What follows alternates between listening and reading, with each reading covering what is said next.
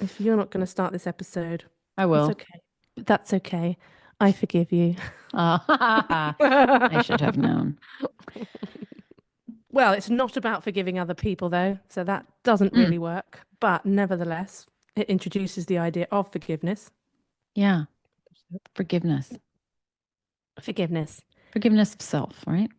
Yes, yes. I I like love this this topic. concept. Mm. I really like this concept. I do too, but I'm only just naming that. And I'm like, why am I so happy? Why does this topic feel so good to me? I don't know, maybe find out some things, but do you struggle with self-forgiveness or have you? I struggle to remember or realize that I need it. Mm, So, over the years, I have concluded this is my view, worldview, is that just as human beings, we are way more innocent than we give ourselves credit for. yeah. I think a lot of our what looks like self-sabotaging behaviors come from confusion, come from the fact that there are so many forces acting on us that are outside of our control or even awareness, from our biology to our subconscious to our conditioning to our environment. And I just think it's a really big ask to be a human being. So, self forgiveness for me really ties in with self compassion as well, because sometimes I will start with the concept of self forgiveness, but then where I usually arrive at and how I see it for everybody is that there isn't usually anything to forgive at all. Agree. But I think it can be a stepping stone because that may not feel true to begin with. So I think if we can begin with this idea of self forgiveness when people are in that place, I think that can be a way in to the realization that there was nothing to forgive in the first place. Yes. I think it's important to hold and potentially talk about where we would have accountability to things. And I think accountability is something I don't want to override. I don't want to pretend that there isn't a case for accountability. But most of the time, and I don't want to say most, maybe in this cohort of people, the biased sample that I work with, I think there's so much self-blame and shame and guilt in places that I beg to differ. Like, I think that's a big part of my job, like, is working through that and really understanding. And I've spoken of this concept before, but it's coming up like with bells on in my head right now is the mad that versus mad at. Hmm. Because I think sometimes in the absence of knowing where to channel anger, sadness, grief emotions, right, which are going to be really high in all facets of this work, without knowing where else to put it, we may, and that could be a habit response too, of just internalizing it as shame. And that happens a lot, right? We don't know how to put it out there, so we put it in Hmm. here. So even in working on self-forgiveness, sometimes that is a nervous system issue because it's like, oh, well, if this energy can't go this way, where does it go? Because it's here. It is energy sometimes that just didn't have a home, you know? And Hmm. so I think sometimes it's just a matter of like kind of pulling open the curtain and being like, oh my gosh, I have more compassion for myself. And sometimes I think that diffuses it. But sometimes it's like, oh no, I have rage or I have intense amounts of grief. That what was fueling my self criticism or all of that. Hmm. What do I do with that now? So, this idea of being mad that something exists versus mad at someone or yourself essentially about that. I think you said something along the lines of only recently has it kind of even been this concept, maybe this language or whatever that makes sense. Where has it shown up for you then, the idea of self-forgiveness? Well, I don't remember saying recently, but I'm like, I don't remember. It's been a recovery concept Hmm. and mostly born of all the ways when I learned about restriction, when I learned about like primal hunger, when I learned about the nervous system, and though the roles of these things in my subconscious acting upon me and driving me, and understanding that they weren't. I mean, this is always the theme, right? That it's not character, right? I started to understand I'm not lazy, I'm not gluttonous, I'm not selfish, I'm not all these things that I was like, I'm just all these terrible adjectives that really were defenses. That to me was life changing because it was like, oh, that makes sense to me. That is why I've behaved this way. And whenever I run the sensor course, my nervous system course, when we talk about the different states of the nervous system and why they exist. For example, understanding that, fight or flight energy is like a lot of energy in the body that we're, and the flight response, right? Of like running away from something or freezing and not being able to act, just sort of putting those pieces together. Obviously, that was a very condensed way of talking about it, but putting those pieces together in a scientific way and being like, this is how this works. This is how this works. And the amount of relief in participants, sometimes I've had tears come up in the sessions because people sort of like the framing of it this way feels so true. It feels so like, yes, that is what it feels like. It doesn't even feel like it's coming from a choice I'm making. This makes sense, and what relief that brings oftentimes. And I think it's the case for that learning component of it, of like understanding how our brains work, how our physiology works, how our nervous systems work. That's why that I'm so passionate about that, because to me, it's part and parcel of self-compassion and self-forgiveness. It's when it makes sense, when you can understand it, then you're like, oh, okay, well, that's a different thing to be working with than self-hatred or like self-blame, because, so that was all recovery based. That's so interesting to me because hearing you talk about it like that just really brings forth like our personal leanings. So I think for me, my way in was the whole idea, Byron Katie's concept of people are only ever guilty of believing what they think. Mm. So I'm going in through here and you're going in through the body, which I was like, that's just so Stef and Sarah. Typical. That's so us. Top down, bottom up. Yeah. Um, but I really see the truth of that, okay, like where do our thoughts come from? So much of our thinking is automatic, outside of our control. It's not till we become really aware and intentional that we maybe can choose. I don't even know how that works necessarily. But yeah, all the terrible things, if you think of like the evils that man has committed throughout history, each time people were just believing what they thought. And we'll go now through today's sort of morality, or even our own personal morality, and go, that was just wrong. Mm. But they didn't think that that was wrong, so therefore they were believing what they thought. Or even if somebody knows that something's wrong, they're still believing for whatever reason. There'll be some justification of Yeah. why Yeah. the mind can justify anything. And a lot of that happens outside of our conscious awareness or our conscious choice to do so. That brings the accountability piece in, because by that, and I've gone here where I'm like, is anybody accountable for anything? I think no. We need to explore that more. Yeah. Because I hear you, and I agree. I think that we're all driven by things that we don't have control over. But where then does a human draw the line about what's okay and what's not okay, or where we take responsibility and where we don't? Well, there's a difference between something being okay or being not okay from a collective perspective.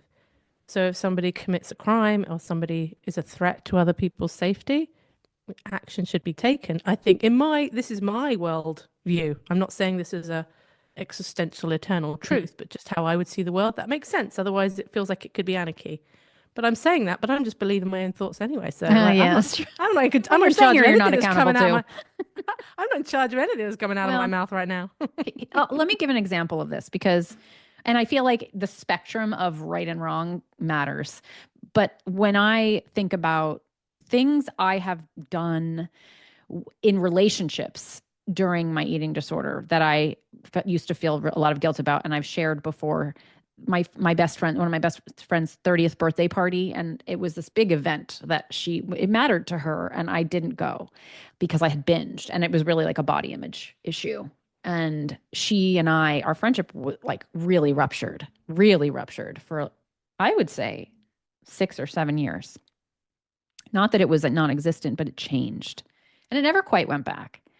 And so I remember that feeling like, this was me. This was my choice. This was my selfishness, my vanity, my laziness, because I couldn't get myself to get out of bed. Like it was my self-absorbedness, all these things, right? Like it was my binge eating, it was my gluttony, all of that created this, that I could not show up for someone who had always shown up for me. This was how I saw it. And I remember that she got really angry with me, and she vocalized it. She was mad. And And more than that, she was like disappointed. You know what I mean? And it Oh was gosh, to yeah. the extent that we stopped. And I do remember there was this part of me that was like, I totally agree. And I am such a bad friend. And I went into victimhood. And this is what the difference is to me is there. Okay. So there was a part of me that went there. And then there was a part of me that was like, you have no idea. And I ended up writing her this letter where I was apologizing, but also being like, I don't think you can understand the full scope of what depression, because this is at a point in my life where I was depressed and she had, she never experienced anything like that. She doesn't have mental health issues like that.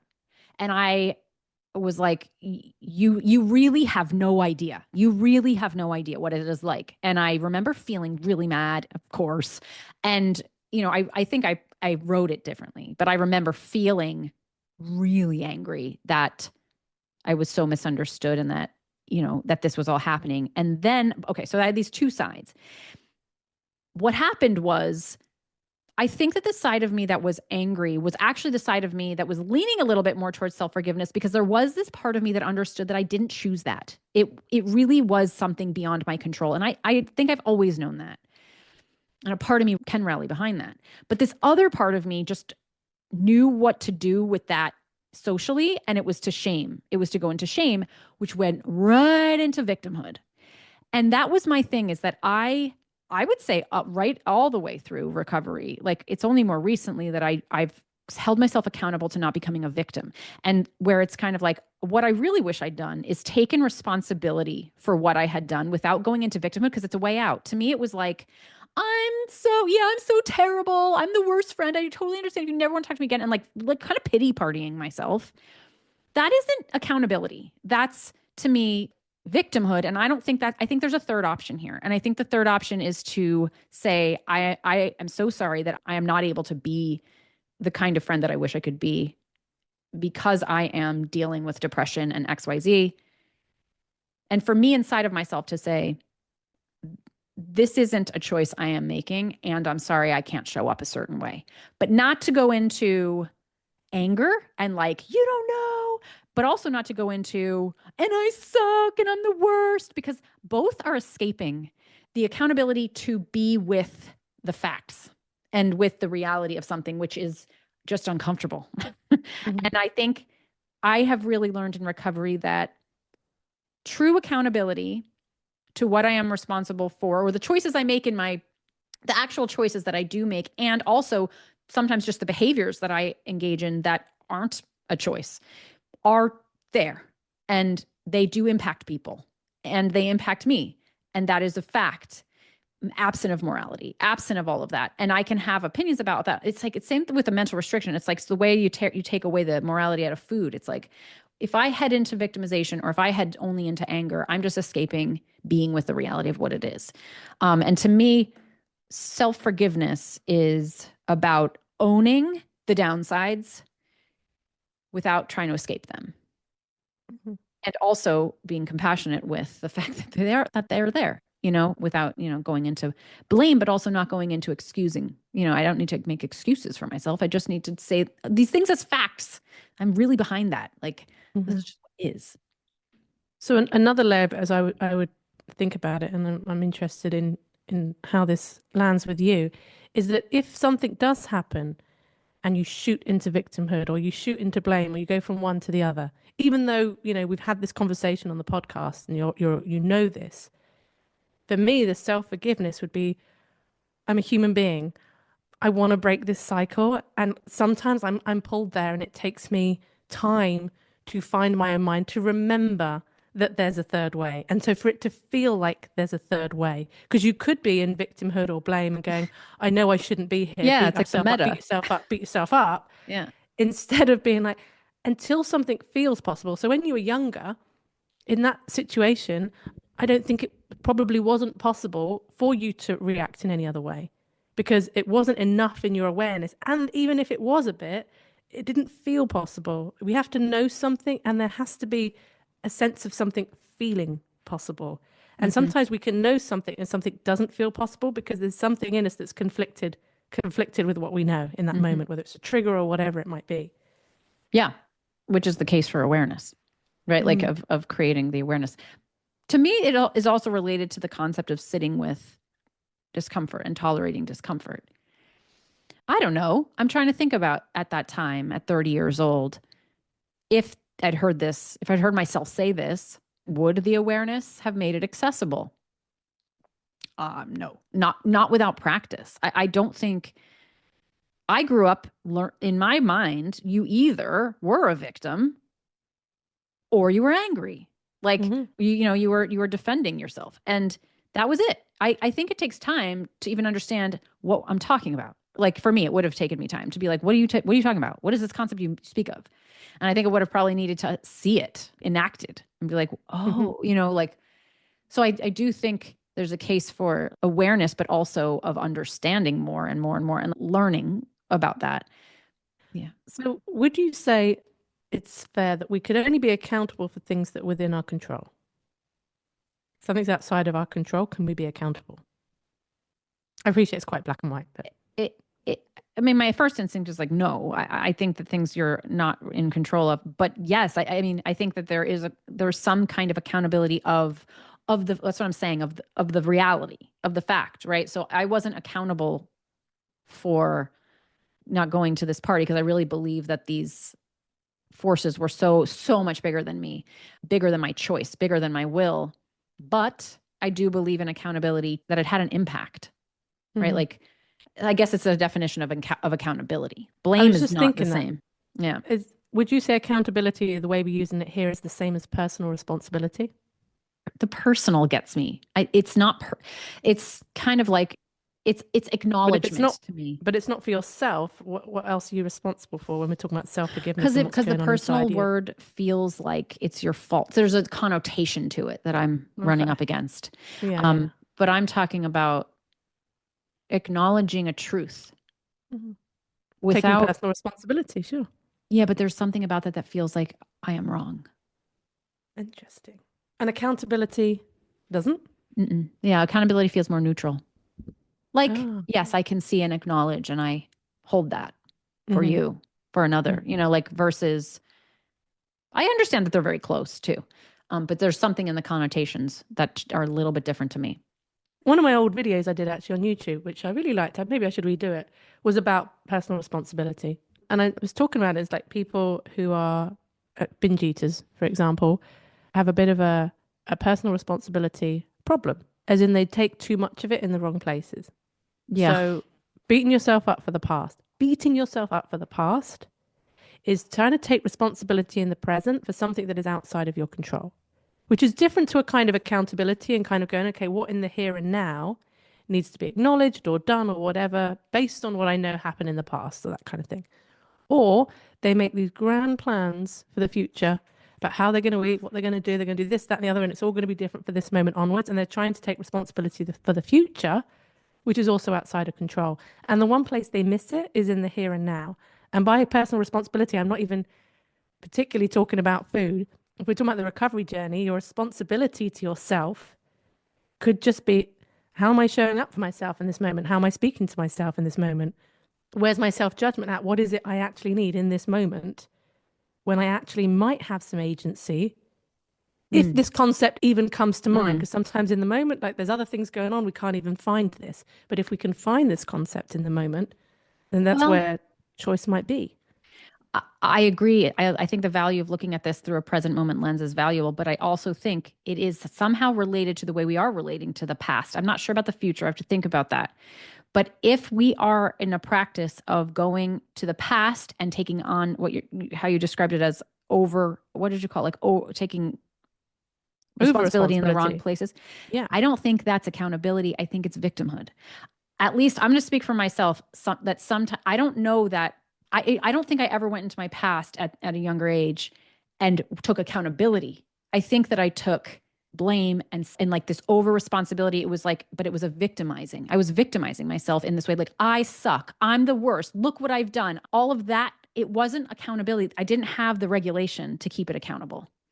And I think that if we're in the practice of just leaning into self-blame in that victimhood way in the past, same thing's going to then show up in the present. I mean, there's a regulated part I think, of being accountable, because you have to be able to tolerate the discomfort without running into, I'm the worst, right? Like it's a gray area.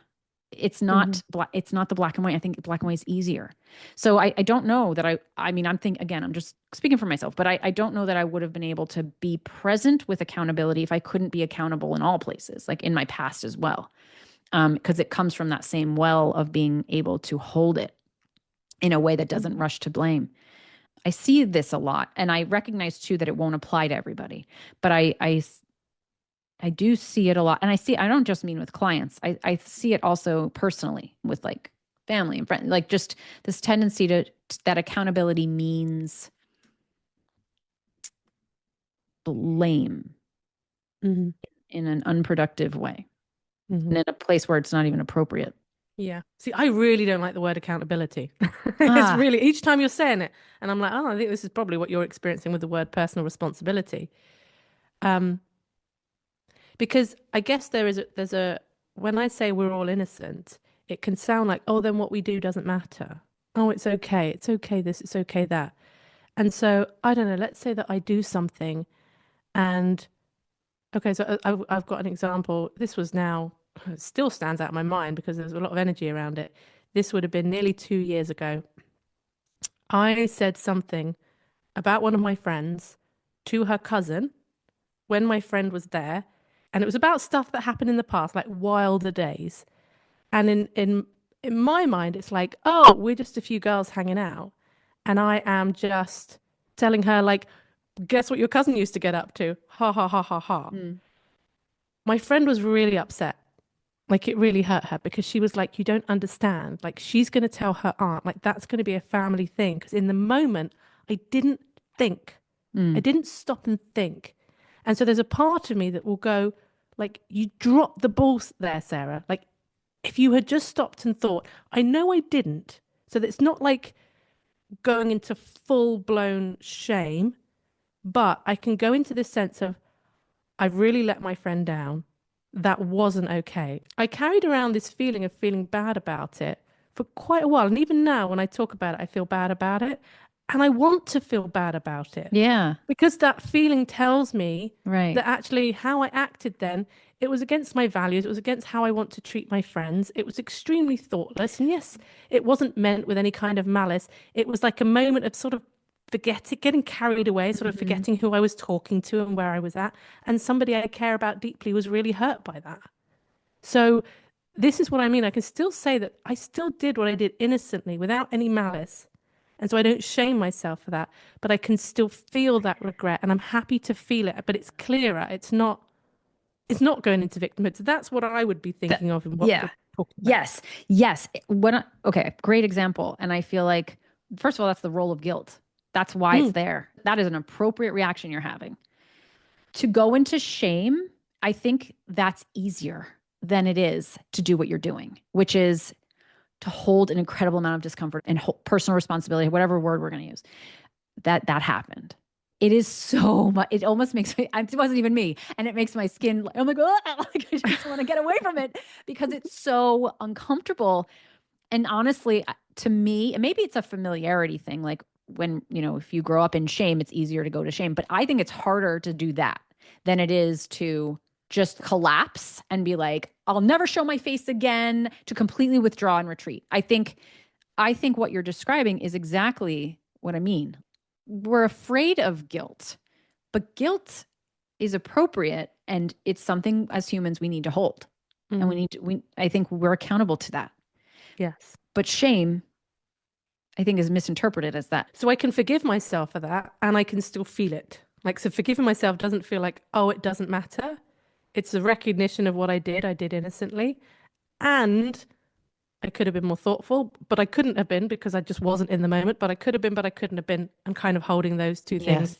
together. Had I gone into victimization, oh my goodness, to my friend, I'm the worst friend ever. I'm so sorry. And like, I'm like putting myself, she's then put in this position where like the pull is for her to make me feel better now Right. and go like, oh, I know Right. you didn't mean to, da, da, da, da, da. And it's this kind of Totally. push pull thing. Or I get annoyed with her for being so upset about it because I didn't mean it, and that would be the Right. other way. Yes. The the presence of being able to do what you did versus the other thing is almost like a running away. And I think this is important because um, even the topic of self forgiveness or self compassion feels almost like it's like intuitive eating as a model. Like it can be really misconstrued, and I think it can almost suggest a permissiveness, the same way that permissive eating seems like what is the synonym for intuitive eating. And it's like, is self forgiveness and self compassion are not a call to say everything's okay. But the other option is not to just to go in the complete other direction. It's something in the middle. It's Hmm. some kind of balance. Again, this is very much paralleled to food and the way that we think about it and speak about it. And I think what's so hard about the middle, if you want to call it that, is that it requires a certain amount of presence, it requires a certain amount of regulation, and it requires a certain amount of discomfort. And I actually think it's just so much easier to do the others. So it's almost like reframing what it even means to forgive yourself and what, yes, this term, this personal responsibility or accountability, and how that does not mean the same thing as shame. It's actually very different Yes. and harder. And I honestly think though because I used to get like long periods of despair and very low moods. And I think this concept has been massively helpful at now it's a day or two. Because so recently, like beginning of February, when February the first hit, January, I'd kind of not had a great deal of energy, wasn't feeling particularly motivated with content creation and stuff like that. First of February came, and it was like I had this spring in my step, and I was full of ideas, and I was like, the year's begun now. Like this is me for the year. Like I'm doing this new YouTube channel, and it's going to be amazing. It's talk about all these different things, and I was really excited. And very productive as well, but enjoying it. I didn't feel like I was burning out. I was still having time when I was doing nothing as well. I was like, I am killing life. And then, I don't know, 10 days later, I had a day where I just crashed. And I had this crash, and I wasn't really, I think when I crash, I'm not really aware of what I'm thinking. So, and this is something we've kind of spoken about before. So I'm not in the your thoughts running across my prefrontal cortex, feel like I'm beating myself up about it. Mm. But I think it went into a second day. And then at some point in here, I stop and I check in with myself. I have to stop and actually check in with what I'm believing, what I'm feeling, and I get it down on paper to be Yeah. able to identify this. And then I realized when I was identifying what I was believing, that I was believing that this was my fault. Hmm. And I was like, that's interesting. I feel like I did something to lose this energy that I had. Yeah. And I was taking this like responsibility for it. And when I saw that, I was like, oh, and so the realization of that, and I, because what I'm trying to articulate is that I can be in a hole of self-judgment and not realize it until I stop and question what I'm believing. Have no clue that I'm judging myself. I Mm. just know that I'm not feeling great. So I would experience it more through like a That's mood and interesting. emotion. And I Mm. have to really stop and ask the questions. When I ask myself the Yeah. questions, the answers come up. I mean, and they make sense. Well, And then when I can see that, I can go, oh, and then look at that and go, hang on a second. Is that true? it calls into question what if it is your fault though? Because I'm thinking about it's interesting to hear you talk not that because I'm so on board with that. Like to me, I've been in a funk. I've been talking about it on Instagram like for I don't know 4 6 weeks lately, and I've been finding that when I've got free time in my day, like I had a client cancellation recently, and usually during that it's like a gift hour, right? And it's like, oh, I have so much I'm doing. Like I got to do this. I got to email back. I got to record this. And usually I do those things in my free time. And the past 6 weeks, it's like every time I've had a gap, I'm like, quote unquote, wasting time. I'm not doing anything productive. I'm sitting on my couch and can't seem to get up. I don't have any thoughts in my head that that's my fault because the nervous system stuff is so ingrained. I'm like, I am in dorsal vagal. Like I am in freeze. I can Hmm. feel it. I know what that is. This isn't my fault. Am I frustrated about it? Yeah. I really want to get back to my baseline of productivity because I have more energy when I'm in that place.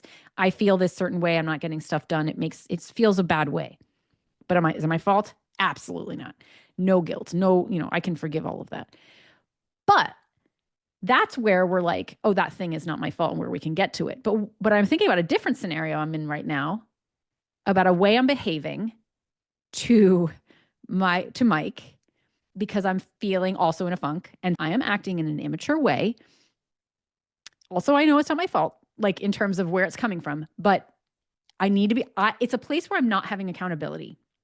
And when I do stop to think about it, I'm like, it's not my fault I'm feeling the way I'm feeling, but the way I'm behaving is I need to be more accountable to it. And that's more uncomfortable because it's kind of like, what do I do with that? Because my instinct is to not be accountable to it. And it's kind of like the, what do you do when you assess, you tap in or whatever, and you're kind of like, the way I'm behaving is not aligned with my values. Okay. So Um, great yeah, example, but yeah. what would taking accountability in this situation look like? That's my question. Because I But think do that you what know? no. Well, then how can you? Like if you're sitting here going, I'm not taking accountability, I kind of don't want to take accountability, but I'm not taking accountability and I could be taking accountability. And I've said, what does it look like? You're like, I don't know. So if you don't know, you I don't know. know. That's what I'm saying. So I'm bringing it up. Tell me what to Yeah. do. So that how's that your fault? If you don't know, you don't know. It's not So my you're bringing it fault. here and I'm you're not talking about asking, fault. I'm talking about well, how that do you could do I it differently. You're saying, how can I do it differently? And I'm asking what doing it differently would look like through accountability. And you don't have a Mhm. template or an image for what that would be. Right. Just, I mean, I don't know if you're asking for my advice. Like, Yeah, that is I'm not because I'm the, like, I feel like okay, this is an area that I don't have the this, clarity I have in other areas. okay, this is what I would think. Until you remember that you can take accountability, you can't because you don't remember you can. So sometimes you're in a moment and you react. And in that very moment when you react, you haven't even got the idea of accountability in your head. Maybe you react and it comes afterwards. I don't know. Whatever point, even the idea of accountability is there. When it comes there, just call yourself out. So you snap at Mike. And let's say you snap at him and immediately afterwards you're like, ugh, like that didn't feel good. I don't want to be being like this. You call yourself Yeah. out, you say it immediately. It might be you snap at him, you're furious and you storm off, right? You're still in it. And then by the time you get to the bedroom, you're like, Hmm. yeah, I want to call myself out on this. Just go back No, whenever you know. no, that's what that's where the guilt is coming in because I do that. And I'm Mm, like, no, not mm, doing it. Like, and okay. that's where I'm like, see, you're such a jerk that you know, like, oh, I see. That's what you're asking. What would that accountability look like? I'm okay. For that, I know. But for Yes. this next layer, I don't, where it's like, what do I do when I'm like, I know what accountability would look like there, but I actually don't feel like, I You don't want to think do it. You know, I in don't the want to moment, do you it. have a And there's moment. a reason why I don't want to do it. Yeah. And therefore I'm a jerk because I can't soften. Like I'm too Okay. rigid. Okay. So tell me then, what is the resistance in the times when you have you know, you have a niggle that you could take accountability. You have a niggle. What does that resistance say? Well, If we were to just really honor, let's forgive this resistance. It's trying to protect you in some way, yes. Steph. Let's assume, Yes. even if it's turning you into a jerk, let's Hmm. assume it's trying to protect you and look after you. What's it saying? Oh, I know it. I've explored this with my somatic therapist. It's saying, no, I want to stand up for what I need. Okay. And so I've been talking about how I think I've overcorrected here. I think that I'm at a place in my life where my defenses that have been self allyship and have served me really well and helped me recover have started to become their own force of, I don't know, they don't know how to soften. And so in certain areas. And then I've got that accountability to that kind of like Okay. I need to start acknowledging, which I do. It's just haven't come through in the behaviors. It's just come through in my own head where I'm like, I need to be accountable to the fact that my rigidity is starting to, I need to do some more growing here. Like there's more evolution on this. I just am working on getting there. And I guess, for anyone listening too, like working on the food stuff, like it's the same scenario, right? At one time in my life, it was the same scenario with food. It was like, I'm trying. I understand the mechanisms going on here. I just can't quite get there yet. And sometimes I think if we're like know something but we can't get there, that's where there's sometimes this thought of like, ugh. And again, I think it's not as ticker tape on my forehead. It's more like, ugh. Like it's just Mhm. like I know I'm doing something that I don't want to be doing. And I mean that's a different thing than biological binge urges that are coming from restriction. That's you're going to do that because that's a different thing. But where it's almost feels like a maybe it's not. Maybe like it's actually all just driven by these forces. Okay. It's hard to So, be in that space. well, this part has like grown up. This defense has grown up because it has to assert its needs because nobody else is going to Right. listen otherwise, right? And if you kind of soften and back down, someone's going to come in or dominate, or it's going to Correct. become all about them, something like that, right? So this is what's playing out here. So when you're saying you use the word rigidity and it's like you're not ready to soften, rather than it, because to go to another person, even though he's your husband in that moment, he's enemy number one just for that moment, right? To go to him and soften, way too like risky to the part that's resisting, not to like, you're here and now, Steph. Mm-hmm. So I would be thinking, can you just soften with yourself first? Mm-hmm. When the softness comes to you, so you soften against yourself, because I think you're judging yourself. There's a judgment coming in here, which is creating even more need to defend because you're judging yourself for how you're acting and you're receiving Yeah. that judgment for yourself, and that keeps you stuck in needing to defend. Yes. Yes, and I think that's the ask is for me to understand. And I can appreciate now it's like in the beginning of this conversation, I was on this side of it and now I'm on this side of it. And I recognize. But it's almost like, yes, but I am wrong. It's like, yes, but I am this, it's like, but I think in the name of not victimizing myself, like, which I'm not, I don't feel like I'm victimizing myself, but maybe there's more to this than it feels like. Maybe there's a lot of opinions about my rigidity. There's a judgment of my rigidity, but maybe there's more there. And that is so difficult for me to believe, to be honest. Like I don't necessarily buy it, but Mm. I can appreciate that it's something I need to like. I'm curious about it, which is probably the inroad, right? Like this is what I would ask. This is what I would say on that to anyone else, right? So it's why wouldn't I say that to myself? Because it's making me think of projection. And one of the things I want to be that's really high on my values is kindness. And I have this kind of idea in my head, I'd rather be kind than right. My ego doesn't always agree with that, but that's a value that I want to embody. And so when I don't, there's a tension between that because I can judge myself because I want to assume goodwill, and that's just the kind of person that I would just really like to be. And so there was a friend coming over to mine with her partner, and he's a big drinker. And when he drinks, he gets very loud and quite obnoxious and kind of takes over and dominates. But I know a bit about his past and have a huge amount of compassion for him for like his life experience and what he's lived through. And it kind of, we put it all together, it makes sense why he is the way he is. So I want to Hmm. think kindly and offer goodwill, even if it's really annoying.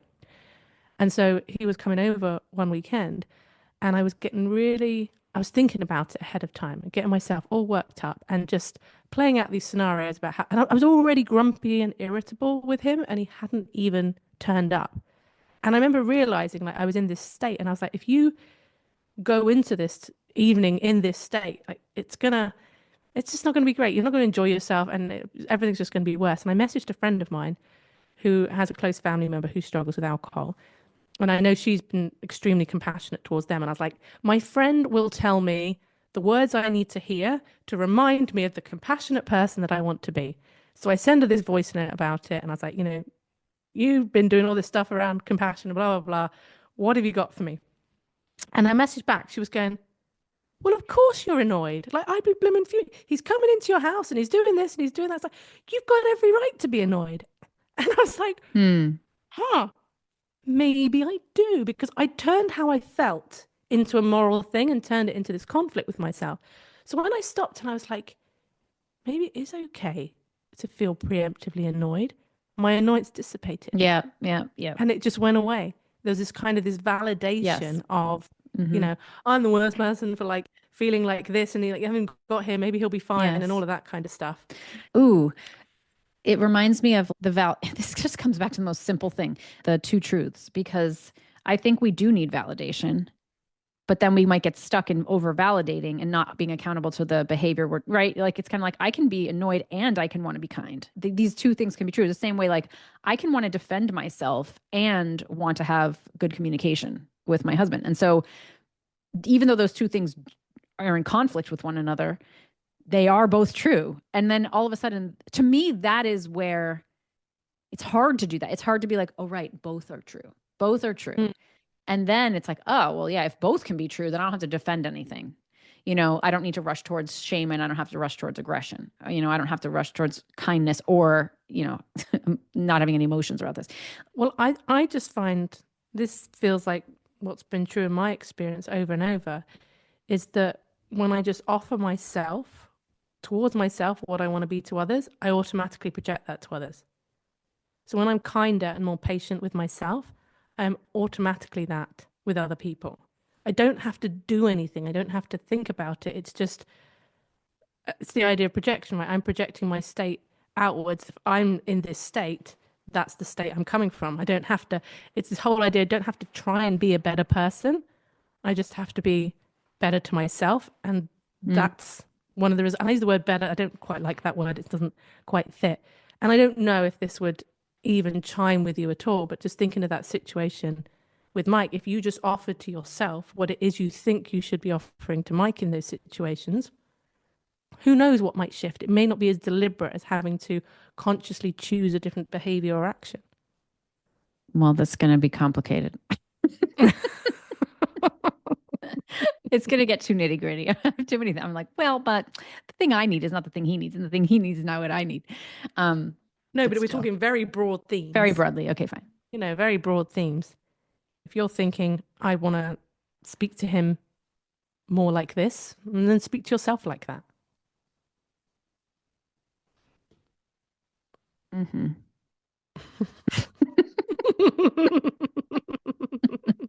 Or not. Or not. Or just, There's just too many. accept It's you're like I just just a need to keep my jerk. mouth shut because there's too many, too many things I'm going to say. It's like, well, you guys have time. Let me sit down. Let me just do This could always be a part two. it.